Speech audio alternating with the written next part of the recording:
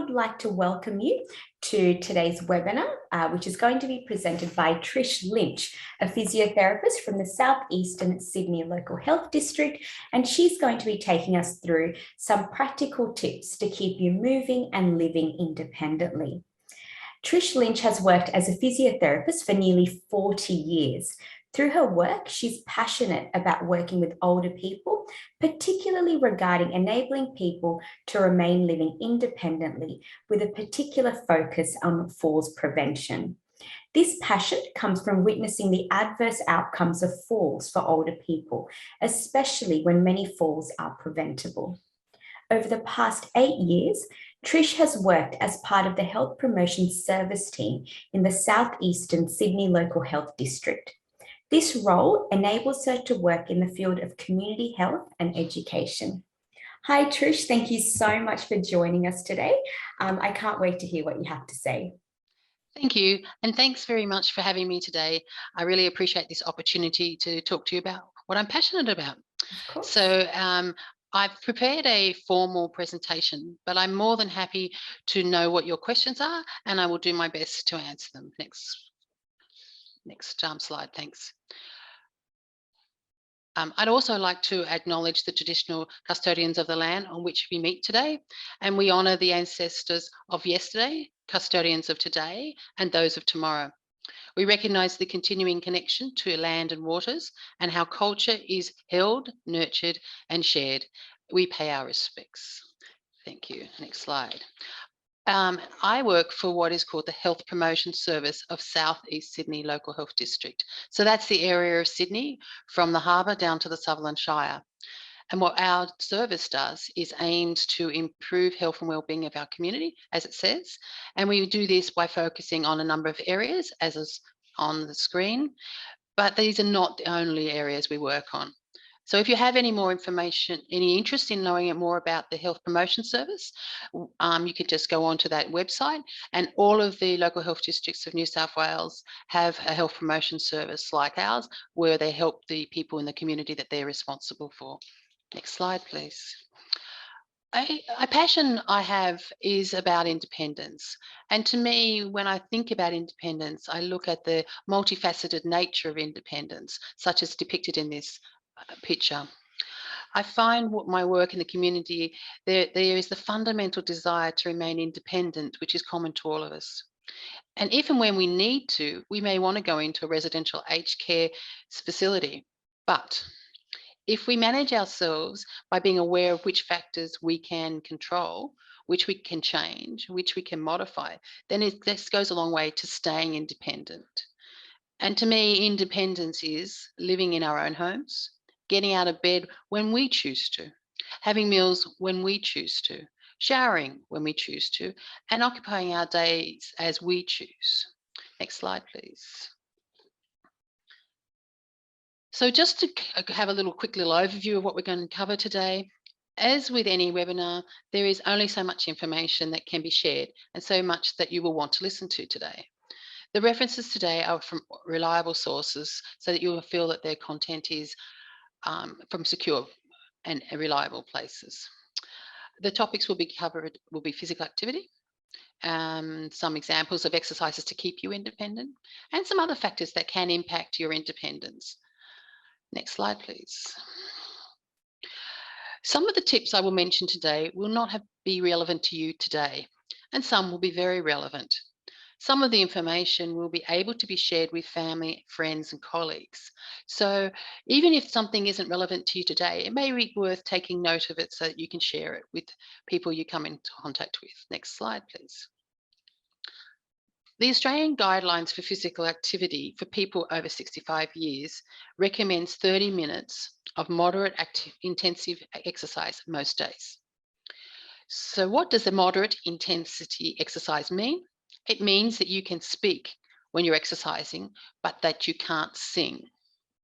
This equates to 3.5 hours per week and can be comprised of different activities such as swimming, walking, cycling, gardening, etc. Or it can be the same activity done for the 3.5 hours per week. Like all new physical tasks, you should start slowly. You should build up and up to this recommended level and the duration. If you're in any doubt about your ability to do physical activity, you should talk to your GP, your physio, or your exercise physiologist for some guidance.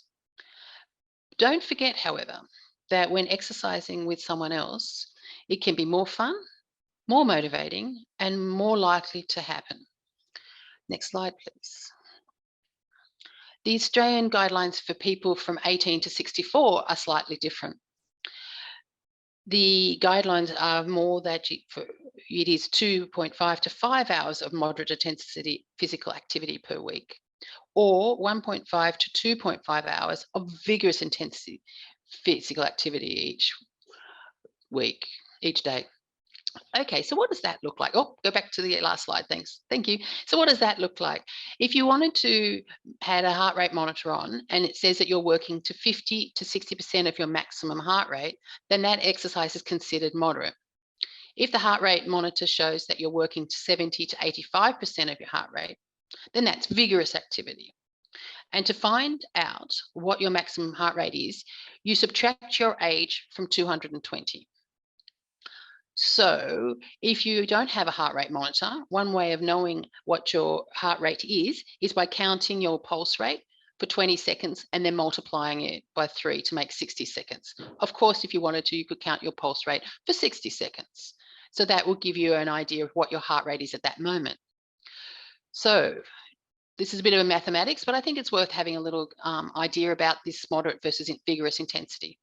So if I was 70 years old, not quite there yet, then my maximum heart rate would be 220 minus 70, which is 150.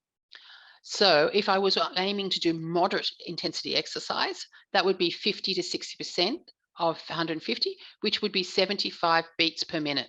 So you can see that you would be aiming to increase your heart rate up to that level by doing whatever physical activity you've chosen.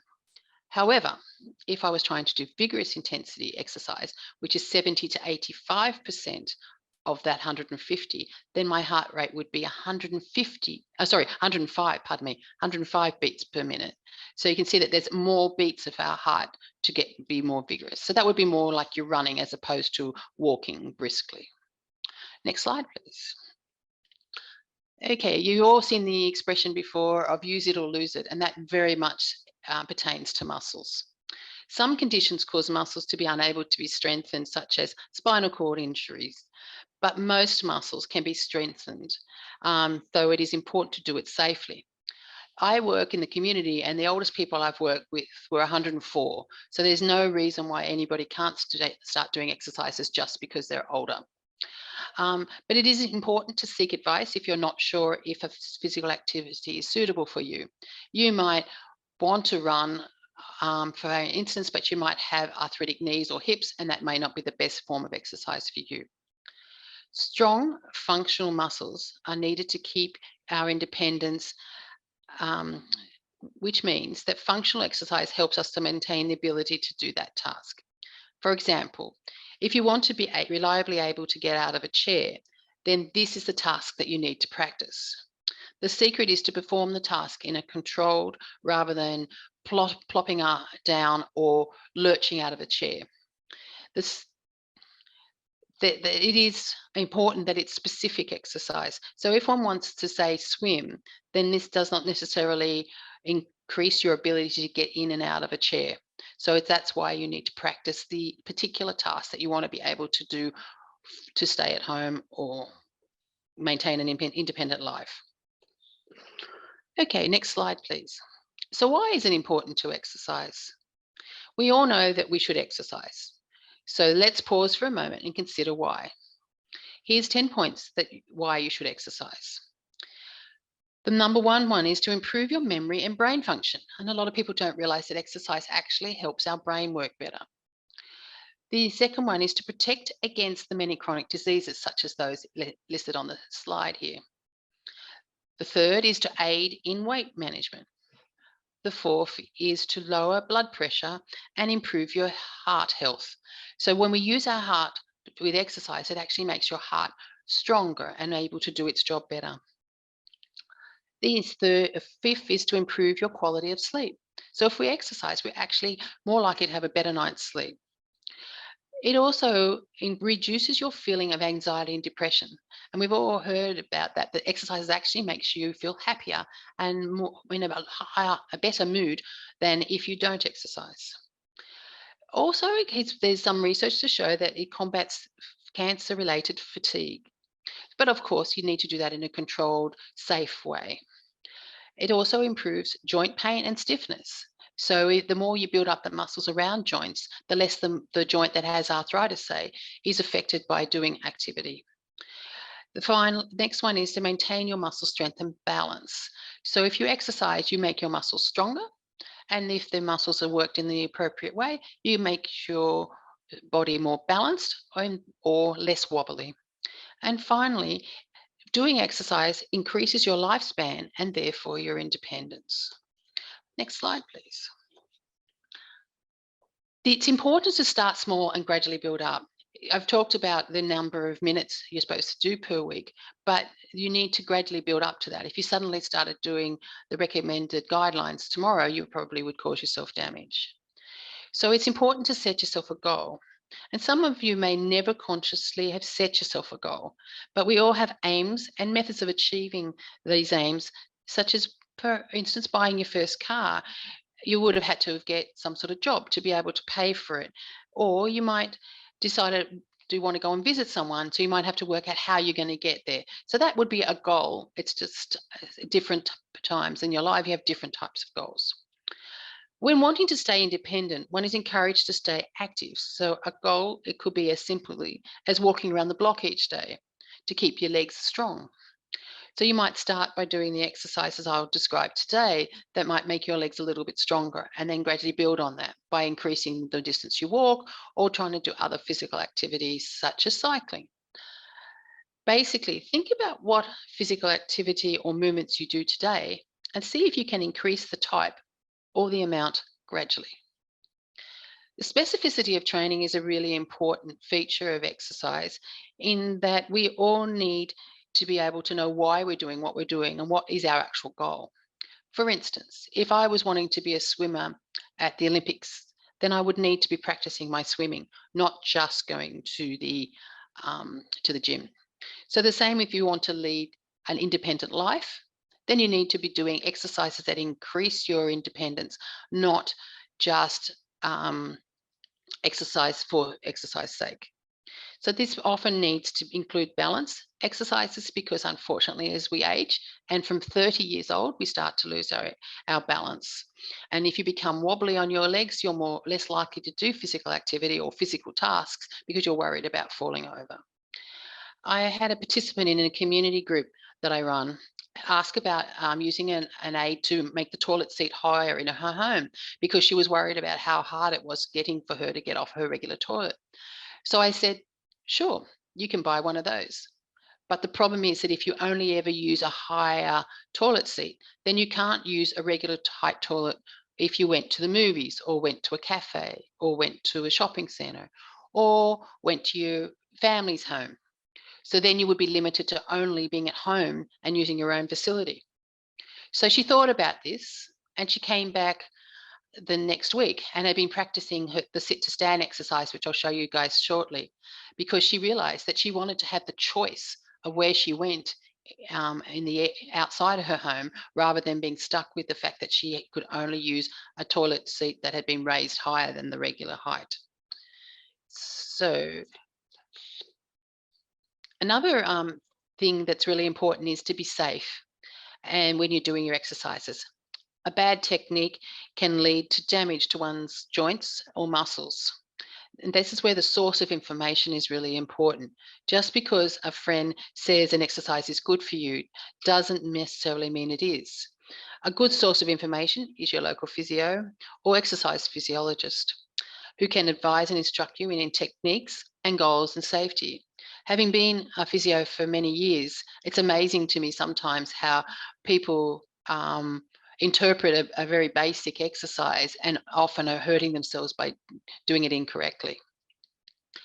Unfortunately, there is no current evidence to show that walking by itself will increase one's balance. So we need, if we want to have balance because we're feeling a bit wobbly on our legs, then we need to do exercises that specifically challenge our balance. Physical activity doesn't have to be a chore. It's like anything. If you find someone who wants to do it with you, then it's more likely to be fun. Or it could be that you found some sort of physical activity that you like, such as gardening, or walking and seeing what is happening in your environment, or cycling. In Sydney now, we have a lot of cycle tracks in lovely areas, in lovely parks and such, so you don't even need to be near all the cars. But it is important to start gradually, to build up by increasing the time, the number of repetitions, the resistance by using exercise bands or weights, and increase the speed of the task. But this needs to be done gradually. So to be safe, if you're not sure about a physical activity, if it's suitable for you, please check with your GP, physio, or exercise physiologist. Next slide, please. Okay, so as I've said, exercises are really important that we increase our leg strength and our balance to keep us home and independent. This is particularly important in the area of stopping people from falling over, but it's not limited to just that. So let's move on and have a look at some exercises that will help with this sort of thing. Okay, so one of the things that we find in the community is that people often don't use their feet when they're walking in what we call heel-toe walking, which is this picture here. So what happens is that if you don't walk with a heel-toe technique, then you're more likely to trip over the broken footpath, the uneven surface, the debris, the jacaranda flowers that are about to join us, the autumn leaves or whatever. So it's important to actually practice heel-toe walking rather than shuffling. So you start in a controlled environment like your home, and you actually walk somewhere where you've got some support, like your kitchen bench or your hallway. You stand tall and you place your heel on the ground first, and then you let your foot lower to the floor. So you're emphasizing the heel placement, then the toe placement. And you walk a few steps, holding on to your kitchen bench, as I said, turn around and walk back again. It's important to walk up tall and to keep exaggerating those muscles so that you're working the shin muscle. Okay, next slide. As I said before, one of the most important exercises that I can teach anyone is being able to sit and stand in control rather than standing up by lurching out of the chair and sitting down by plopping into the chair. This exercise works a lot of muscles in your legs and in your core or your tummy area to give you stability. It is also one of the most important exercises for you to do it to stay at home. Okay, so you sit in a chair that is placed against the wall so it can't slide away. You start by having a very sturdy chair, so no chairs with wheels, thank you. You move to the front of the chair. You place your feet shoulder width apart, moving your feet slightly behind your knees. And the technique is to stand up slowly so that you're using your muscles and bend forward at your hips and stand up slowly. Then you walk backwards a little bit until your back of your calf is touching the front of the chair, and then bending again at your hips and slowly sit back down again. It is important, if you can't do that without hanging on, that's fine. And you could use the arms of your chair or the seat pad of your chair to help you stand up at first. And to progress this, obviously, you would do it more repetitions, you would do it slower, and you would gradually remove your hands from assisting to you. And the goal is to stand up and sit down in control and at least 10 times a day. Next slide, thank you. So balance, I mentioned before, is extremely important. And on this slide, you can see 3 different types of balance exercises. You may not be able to do the second or the third one, but at least try and do the first one. And the importance of this is, as I say, if you feel wobbly, you're less likely to do things because you're worried about falling over. But if you don't maintain your balance, then you'll gradually lose it, because back to use it or lose it is the gold. So if you're an older adult, balance exercises are especially important because they can help you prevent falling and they help you maintain your independence. So to challenge one's balance, you need to do it every day. So like we clean our teeth every day to keep our teeth healthy, we need to challenge our balance every day to keep our balance. Okay, so in tandem stand, the first exercise there, you stand with one foot directly in front of the other. You have equal weight on each foot. You stand tall, look straight ahead, and hold this posture for at least 5 seconds. Gradually increase the time and change feet and repeat to at least 5 times. Start by holding something sturdy like the kitchen bench or a really sturdy chair. The second one, the single leg stand, is similar in that you stand tall and you have some support like the kitchen bench, but you stand on one leg, you stand up tall, and you have your foot equally with weight on the front and the back of your foot, and you hold that for at least 5 seconds initially, and then put your foot down, and then stand on the other foot and hold that. You want to do at least 5 repetitions. If that gets too easy for you, you can increase the time, or you can make the surface less stable. So you could do it without hanging on, or you could do it on an uneven surface like a balance disc, or you could do it on a cushion, or you could do it on grass, or you could do it on soft sand, but only when you feel very confident that you're doing it well. The third exercise is a tightrope walking, or heel toe walking as we call it, where basically you're putting one foot directly in front of the other as though you're walking on a tightrope. Again, you need to stand up tall, not like this lady who's looking at her feet, and you just put one foot straight in front of the other. Please start somewhere that's safe, like in the kitchen. So you've got your hands on the kitchen bench, and go have your hand with support initially. Gradually, as you improve, take away that support, walk one foot in front of the other for a few steps, and then turn around and come back again. All of them are very good exercises and very able to be done anywhere, in any location. Next slide, please.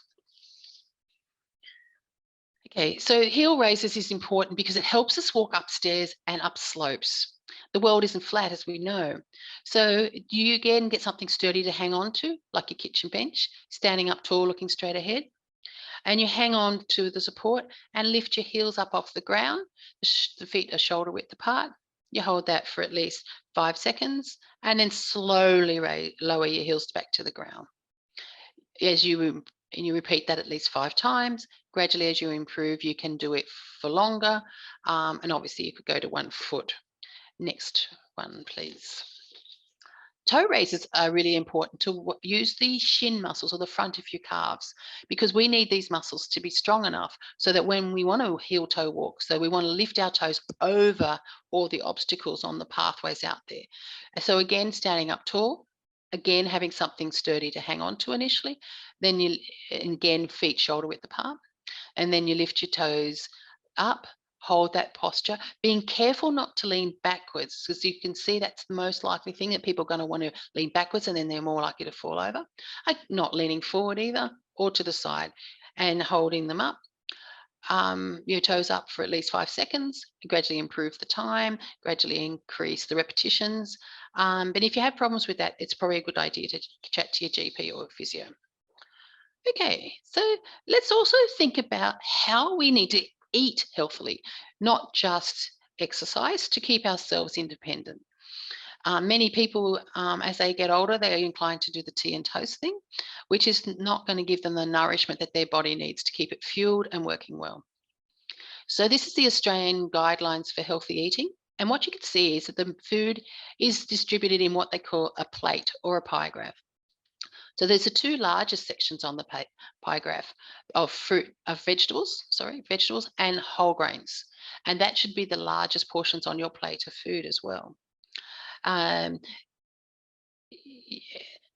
water is also strongly recommended as the drink of choice. So if you wanted to increase your drink of water and you're not that inclined to drink it, then you might want to do something like add some lemon, some lime, some ginger or mint to your glass of water. And also it's important as we age that we have significant amounts of protein and calcium, and so that we keep our bones strong and that we keep our muscles strong. Next slide, thank you. Sometimes it's difficult to increase or have enough protein in our diet. So you might want to add some meat and fish and chicken and dairy to at least 2 of your meals. Or you might make a cheese sauce to go with your vegetables. Or you might have a milk-based drink rather than tea and coffee at morning tea.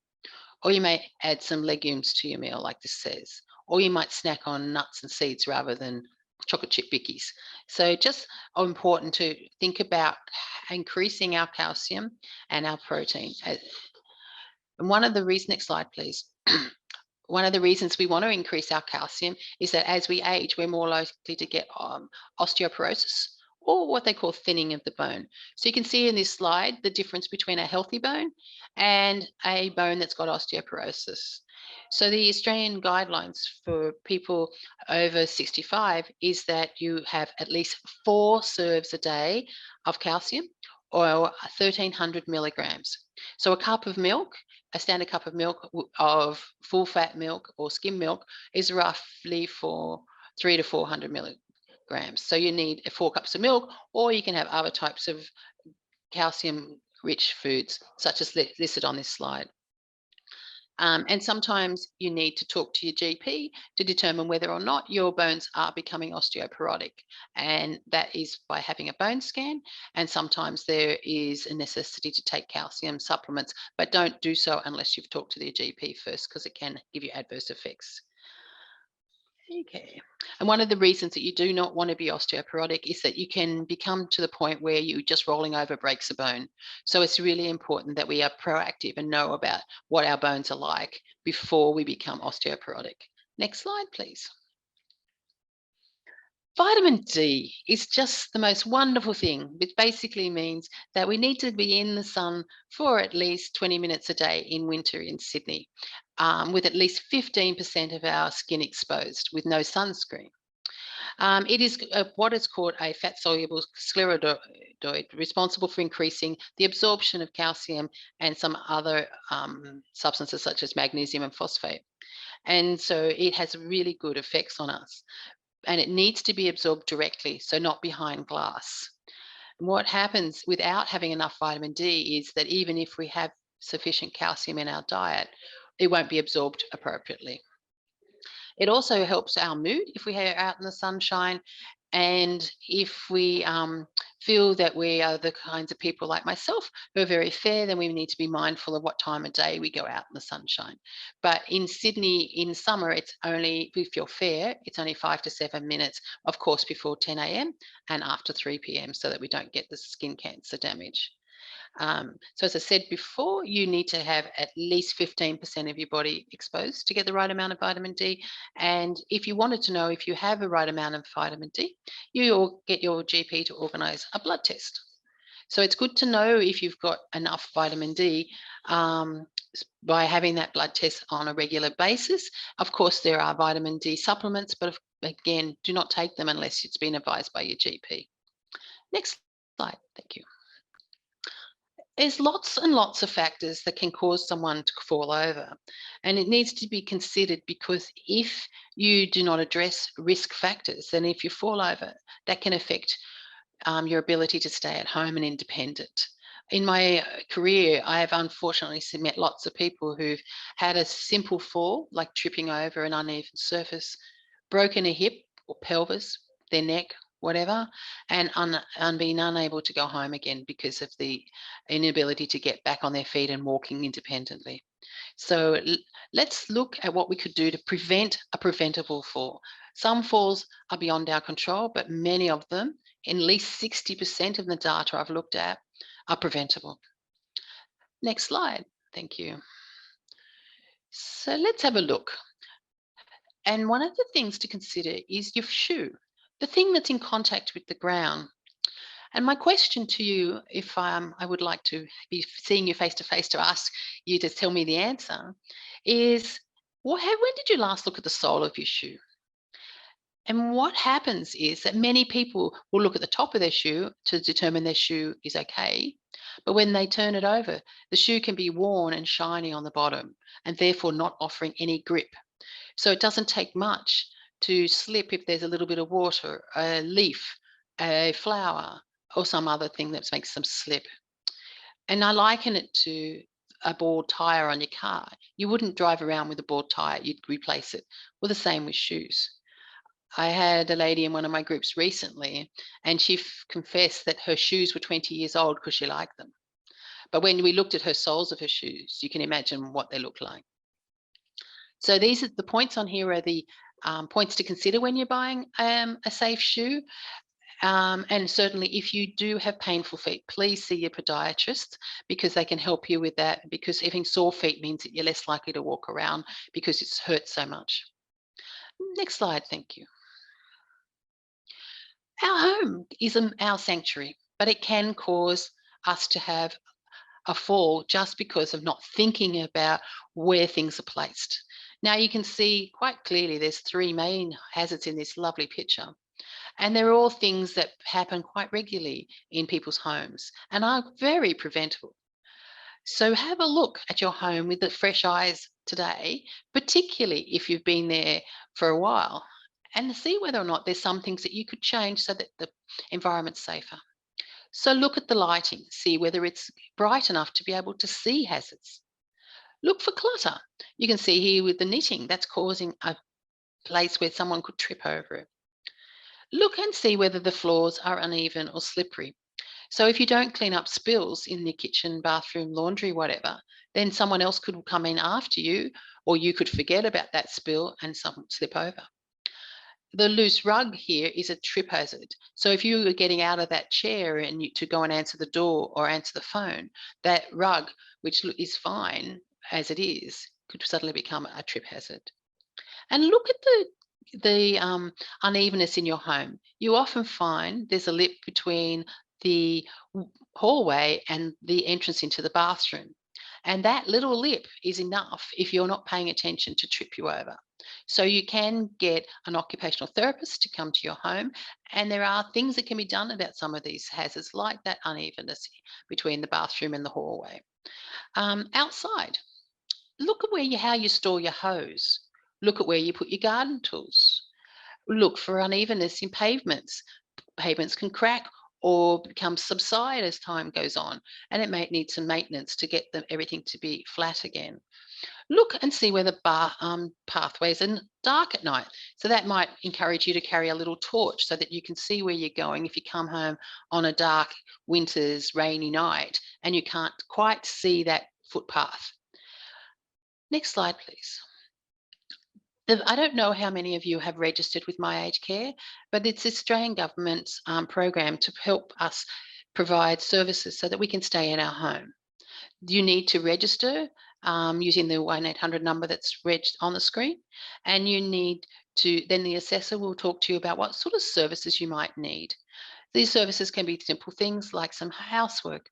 It could be having the occupational therapist come to your home, as I said before. It could be, as time goes on, some help with personal care. Or ultimately, it could be that you need to have someone in your life needs to go into a residential care situation, and then they would need an ACAT assessment. But I always recommend that you get this service started before you actually need services. It's by registering in the 1-800 number. And if you're going to do so, sometimes it can take a while. So make sure you've got yourself a drink, you've been to the bathroom, you've got something to eat, and you've got your Medicare card and pension card handy. Next slide, thank you. So the other thing that's really important for us is to make sure that our vision is healthy, that our eyes are healthy. And I know that you guys are aware of the Macular Foundation, but it's important that we just remind ourselves that we need to have our regular eye tests and that we seek assistance if something has happened that's made our vision differently. And cleaning your glasses is one of the most important things to do. I have heard stories of people who suddenly think their eyesight is deteriorated, and all it is they've got hairspray on their glasses. So just simple things like cleaning your glasses properly each day is really helpful. Of course, if you need some assistance and information, you would call MDFA, of course, or Guide Dogs, or Vision Australia. Next slide.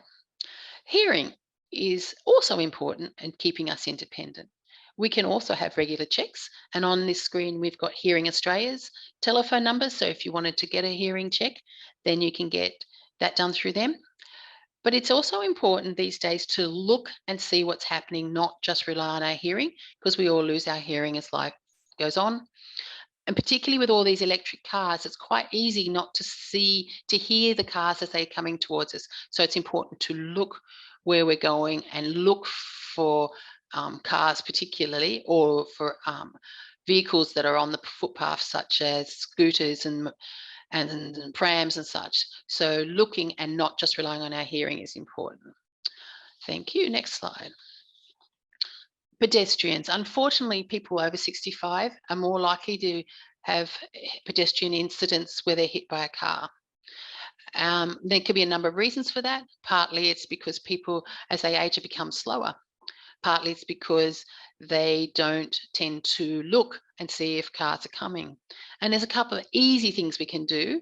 We're like John Lennon in this very famous picture. Wear something so you can be seen. Wear something that the cars can see you. But also, never presume that a car is going to stop at a pedestrian crossing for you. Unfortunately, sometimes drivers are not paying attention for all the reasons in the world. And the person who's going to come off worst is the pedestrian, even if they're in the right. So wear something bright and colourful. I'm inclined to wear the darker colours in winter. So popping on a scarf that's a bit brighter so that people can see me is one way of being seen. Carrying a bright coloured umbrella on a rainy day rather than black, like a lot of us do. Carrying a shopping bag or something that's bright yellow rather than black or navy, again, increases our people to see us. So get out there, enjoy the day, but please make sure that people see you. Next slide. Excuse me. Medications. And there's the what, why, no talk on this slide that is extremely important. Medications are not just prescription medications, they are also non-prescription things that you get off the counter in Coles, Woolies, at the chemist, whatever. And it also includes herbs. So it's important that you know that the combination of medications can be sometimes adverse. So one thing that one should do is go to the pharmacy every so often with a list of everything that you're taking and ask the pharmacist what these things are doing to each other. Is one thing adversely interacting with another? The pharmacist may be busy and I'm say, can we make an appointment to do this another time? That's fine. It's also important to know why you're taking and what you're taking, because a lot of people do not realize that they're taking the same medication, but because the brand name is different, they think they're taking two different things. Therefore, they're double dosing.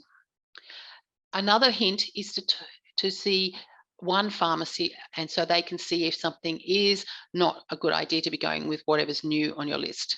If you're like me and you work full time, I often am inclined to pharmacy shop where I fit in going to the pharmacy according to what I'm doing with my day. It is not a good idea to do that. It's much, much better and safer to go to one pharmacy. There is also a thing called a home medication review, and you can organise that through your GP once a year, sorry. And therefore a specially trained pharmacist will come to your home and look at what you've got as far as your medications and advise you about whether things are appropriate to go together or perhaps need to be rethought. Also, they'll look at where you store the medications, and it's not a good idea to store them on the kitchen windowsill in the sun. I had a client in a group whose medications had been gone out of date. So being very thrifty, as they disintegrated out of their pill form, she put them all in a bottle, and then she would just get a scoop out of that medication. So you can imagine how dangerous that could be. And the active ingredient is what the medication is supposed to be doing, what it actually has in it. So we all know that Panadol, Panadine, etc., osteopanadol, are all the active ingredient in all of those is paracetamol. So you can sometimes think that you're taking the right dose, but you're taking the paracetamol more times than you should. So if you had Lemsip because you had a cold and you took Panadol because you had a knee ache, then you could easily overdose because you're taking paracetamol twice as much as you should. So talk to your pharmacist, talk to your family doctor, and perhaps get a medication review. Next slide, please. Now, socialization is something we instinctively as humans like to do. We catch up with friends. We have group things, but it's actually been shown that social isolation is now a medical problem that causes ill health and a reduced length of life. So it's important to catch up with people to lose the feeling of loneliness. It also helps us sharpen our memory and our cognitive skills. It increases our sense of happiness and well-being. And it may even help us live longer. There's a lot of research going on in this area at the moment, and it'll be interesting to see how long they quantify that we live longer if we socialize. And it's best to do it in face to face. But if you can't do that, even having a Zoom call or a chat on the phone is better than not socializing at all. So I strongly suggest going and having a cuppa or a meal or a chat with your friend, neighbor, family is a great way to stay independent and healthy at home. Next slide, thank you. Our brain is the most amazing thing that we have, and it needs to be looked after and kept healthy just the same as the rest of our body. You can see on the screen 5 tips to help you have a healthy brain, but I'm sure you can think of more ways to stay healthy. One of the things I like as a tip is the idea of starting a new skill every so often, such as learning a new language, such as learning a musical instrument, such as learning a different type of puzzle. These are quite simple things, but they are exercising your brain to keep it healthy. We all have that fear of dementia, so let's try and do something positive to try and reduce our inclination to get dementia by actively exercising our brain. Next slide, thank you. So there is help available, and these 3 programs featured here are funded by the New South Wales Health, and they're all free, and they're all aimed at keeping us out of hospital, keeping us independent, and keeping us doing what we want to do. Next slide, thank you. So Stepping On is a falls prevention program. It occurs in community venues. It consists of a number of features. There are exercise to improve leg strength and balance. There are sessions that have information about falls risk factors delivered by experts in the area, such as medications is delivered by a pharmacist, home hazards is delivered by an occupational therapist. We have a cup of tea, of course, a bit of socialization, and then we practice evidence-based leg and balance exercises. The idea is to gradually improve our leg strength and balance. We have people who are physiotherapists usually who are giving these exercises. So if someone isn't able to do that exercise, then we can give you some ideas about how to do it differently. It occurs, as I say, for 7 weeks and 2 hours per week. And everybody gets a resource pack that they can refer to. The telephone number, if you're interested in attending this free program, which is available across New South Wales, is 1800 823 002. And please leave a message if I don't answer, because as you can see, that's my phone number and I can't answer the phone at the moment because I'm busy. The Get Healthy service is phone coaching. It's about physical health, and it can be about healthy eating. It can be about physical activity. It occurs for people over 16, and it is again free. So what happens is you get 10 free sessions of phone coaching over a 6-month period at a time that suits you. You can have your own goal. It's not about what the goal of the phone coach is. It's totally about you. There's some suggestions on this page, but it can be things like, how do you manage my cholesterol? How do I manage my diabetes? How do I increase my physical activity? And again, as I say, I'm going to use the free word again because I think it's really great. There's a telephone number on the screen if you were interested in attending this, or you can go onto your computer and put in the Get Healthy service. And again, it's available statewide. Finally, there's a program called Healthy and Active for Life. Because of COVID, it's started as an online program for people over 60. And what's good about this is it's 10 weeks, it's online, so you can do this program whenever you like during that 10-week period. You get a phone coach where you make an appointment with them to chat to you every Wednesday at 2 o'clock for a few minutes, and just to see how you're going.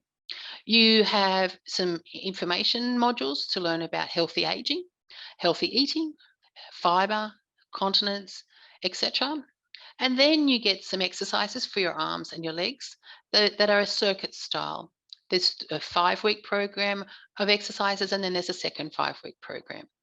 You also get online resources that you have access to for 12 months. So you get little video clips of the exercises so you can practice them and make sure that they're done correctly. And you also get paper resources to support the learnings. And again, it's free and it's available statewide. And if you wanted to find out, you could go to that online website, or if you gave me a call, I could tell you some more information about it. Finally, there is the Active and Healthy website. This is the New South Wales Government Ministry of Health site. It has a number of things on it. It has information about the programs I've just talked about. It also has information about seniors exercise classes that are available in the community. You just pop in your postcode and it will give you the exercise classes that are available 5, 10 or 15 kilometres from that postcode. And you can order a book called Staying Active and On Your Feet, which has got lots of resources in it, including a lot of what I've covered today. You can go to Active and Healthy website, as you can see on the bottom of the screen. And again, the service is free. And I'd like to say thank you very much for letting me talk today. And I'm very interested to hear what kind of questions you guys might have. The last slide is my contact details. So if you've got any questions for me that you'd like to give me a call about at another time, that's my telephone number on the screen. And thank you very much, guys, for letting me come and talk to you. Thank you so much, Trish. That was so informative and very practical and very comprehensive. I think we all learned a lot from that, especially the practical exercise. That was really great to see. Before we go on, I did want to give everyone a quick reminder on how to ask any questions that you might have for Trish. So like I said, there is a panel at the bottom of your screen with a few icons. Just selecting Q&A, which will bring up a white rectangle where you can pop your question in and then select send. Again, if you would like to send it anonymously, you can do that. Before we get to the questions, I did want to talk very quickly about the Macular Disease Foundation Australia. We are working to reduce the incidence and impact of macular disease, and we do this through our 4 pillars. The first pillar being prevention and early detection.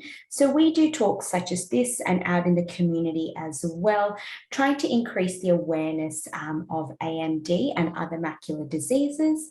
And we reached over 7,000 people last year. We're hoping to do the same this year as well.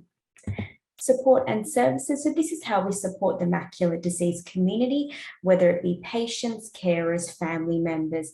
We support everybody that we can. I'll talk a little bit more about this in a moment. Voice of the macular disease community. So it is our privilege to advocate on behalf of the macular disease community to state and federal government, whether it be writing policies or trying to make sure that medical benefits are not cut. And finally, research and data. So all donations provided for research go directly into our research grants program.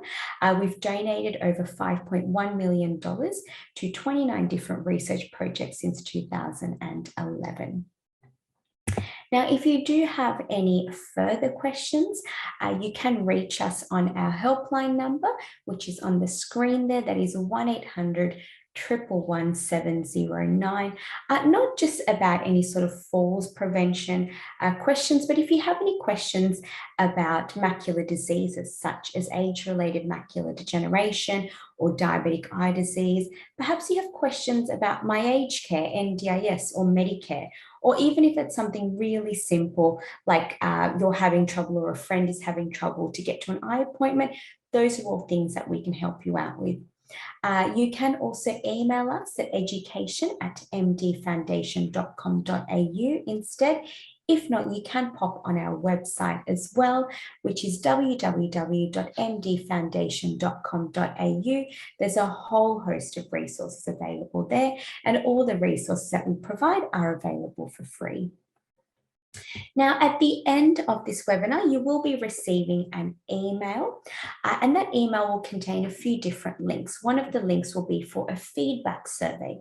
So if you could fill that survey out, that would be great. It just gives us some feedback on how we can improve our webinars. You will also see a link for previous webinars that we've recorded and made available, so you can watch all of those through that link. And finally, you'll also receive a link to future webinars. Now, speaking of future webinars, some of you may know that it is webinar week coming up in October. And as a result, we have put together 3 webinars during that week, all of which will run for half an hour each. So the first webinar will be held on Tuesday, the 11th of October from 2 until 2:30 p.m. And that will be about genetic counselling for inherited eye diseases. The next day, on Wednesday, the 12th of October, also at the same time from 2 until 2:30 p.m. will be about diabetes and the eye. And finally, on Thursday, the 13th of October, again at the same time, we will have another webinar on assistive technology, non-visual access to a visual world.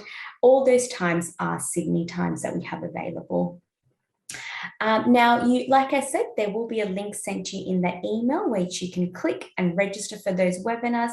If not, you may be able to see a QR code on your screen at the moment. So you can take any smart device, whether it be a phone or a tablet or iPad, and just scan that QR code, and it should allow you to register for those webinars. All right, so we do have a couple of questions coming in for you, Trish, so we might go through those now before we finish up. So the first question is it better to focus on weights or cardio as we get older? That's a great question, and I appreciate the question being asked. It really depends on what your goal is, because that's where we went back to before, that you need to know what your goal is. So if you wanted to be stronger, then yes, weights are important. But if you wanted to be heart fitter, then cardio is more important. So the real answer, I suppose, is that it should be a mixture of both, because we want our heart and our circulation to be occurring well, but we also want our muscles and bones to be strong. So a mixture is probably the best answer for most of us. Perfect. And for an individual, where would they be able to go to perhaps get those recommendations on an individual scale? I would strongly suggest that you either go to a physio or an exercise physiologist, mostly because all of us, particularly as we get a bit older, we've got some bits of us that aren't working quite as well. And so sometimes things need to be individualized so that you're getting the maximum benefit for the effort you're putting in. So if you've got a bit of a problem with your back, then you might want to make sure that you don't flare up or make that back pain worse at the price of trying to do the exercises. So seeing your local physio or exercise physiologist. There is a thing called EPC, which is Enhanced Primary Care, where you get 5 free allied health appointments per year, not across each discipline, but across all the disciplines. So you might use those to see your local exercise physiologist or physio to get you started. Oh, perfect. Another question we have is, what are some basic exercise equipments that you could recommend for having at home? It depends again on what you actually are trying to achieve. So basic exercise equipment could be, if for sit to stand exercises is just basically a chair and you. Yeah. You don't really need equipment for doing that. But if you wanted to get stronger and you wanted to have some weights, you could either buy some exercise bands from your local chemist, or even sometimes you can get them from places like Kmart, etc. Don't work for them, by the way. Or you can buy weights from places like Kmart, Rebel, and sometimes from other $2 shops and such. Or you can make your own. So you can get an old sock or stocking and put some a bag of rice, for instance, 500 grams, and you've got a weight to put around your ankle. Or you can pick up a can of corn or whatever, and that becomes a hand weight. Or you can buy hand weights from a lot of different places. So again, it depends what you're trying to achieve. If you wanted to work more cardio, then the equipment could be you moving more in a space. So you'd want some music and have a bit of a beat so that you keep up with the beat of the music. Perfect. And the last question I think we'll go through, you spoke a lot about calcium and its importance and osteoporosis. Would calcium supplements work for that, or is it better to get it through your diet? Well, if I was a dietitian, of course, they would say straight away through diet. The problem with calcium supplements is that it can make you feel that you've tick, I've done what I need to do. And often when you look at the bottle of calcium supplements, it might only be 600 milligrams of it when you need, if you're over 65, 1300 milligrams. So sometimes by taking a pill, you're thinking you're fixed the problem or you're addressing a problem when you're only half addressing it. Unfortunately, some people who take supplements can actually get deposits of calcium or stones in their kidneys or in their bladder that are because of their way they process that supplement. So it's important to start off by seeing your GP and perhaps having a bone scan to see whether you need calcium supplements, and trying it first to think about healthy eating to try and increase your calcium to the level that it needs to be, rather than just going and having another pill. But please do not, I strongly recommend, not just picking up a calcium supplements off the supermarket shelf and just starting yourself because you think, well, that will be helpful, because it could be not the right answer for you, the individual.